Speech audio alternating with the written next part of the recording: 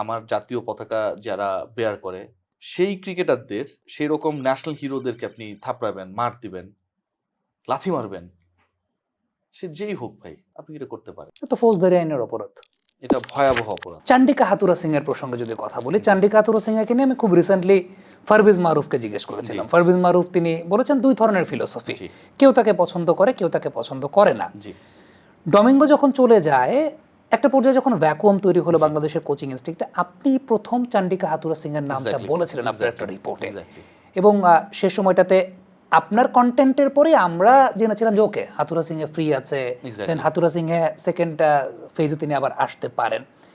এই সামগ্রিক ঘটনাটা এখন কি রিগ্রেট হয় কিনা? কারণ যে চিন্তা থেকে আপনি বলেছিলেন হাতুরা সিং এ তো সেই পারপাসটা সার্ভ করতে পারেন না। আমি এখানে খুব ইন্টারেস্টিং পার্ট, এই শো এর পরে আমি আপনাদের সবাইকে আমার কাছে থাকা একটা ডকুমেন্ট শো শেয়ার করব, যেটা আসলে অন ইয়ার হওয়া উচিত না। ওকে, হ্যাঁ, যে আসলে হাতুরা সিং কি করেছিলেন। অনেক তো স্পেকুলেশন চলে, but what actually he did with the cricketers.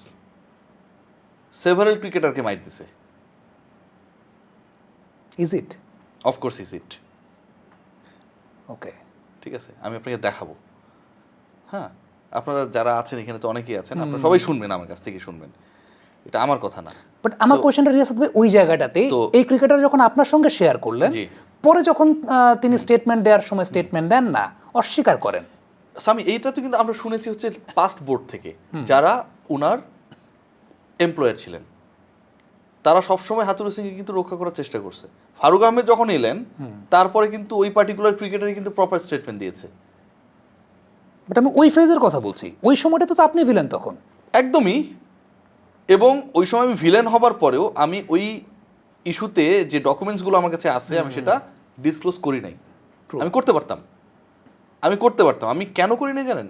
কারণ বোর্ডে এরকম একটা চেঞ্জ হবে, 5 অগস্ট চেঞ্জ হয়ে যাবে বাংলাদেশ, এটা কিন্তু আমরা কেউ জানতাম না। আমাদের কমনলি আইডিয়া কী ছিল যে এই বোর্ডটাই চলবে। যদি সেটা চলতো তাহলে ওই পার্টিকুলার ক্রিকেটারের ফিউচার কী হইতো বলেন? আমি যদি এটাকে এক্সপোজ করে দিতাম। ট্রু। নিশ্চয়ই আজকের এই আলোচনা, এটা তো আপনারা পরবর্তীতে প্লে করবেন, আমার এই ডকুমেন্টসটা আমি দেখাবো আপনাকে। এই মুহূর্তে যখন এটা দেখানো হচ্ছে বা আলোচনাটা হচ্ছে, হয়তো নিচের স্ক্রলে আবিদ হোসেন সামি একটা কার্ড দিয়ে দিবেন যে আসলে আমার কাছে সেই ডকুমেন্টসটা ছিল এবং তিনি আসলেই পিটিয়েছিলেন।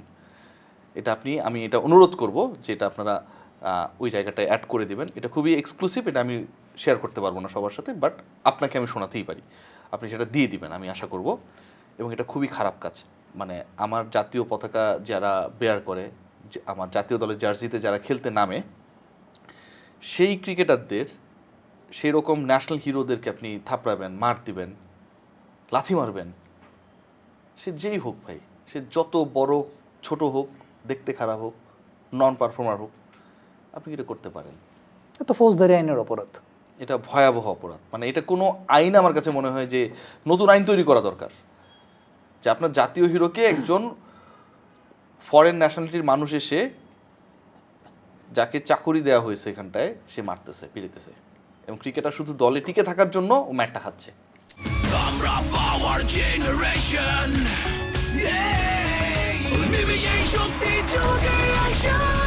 পাওয়ার চুমুকে অ্যাকশন।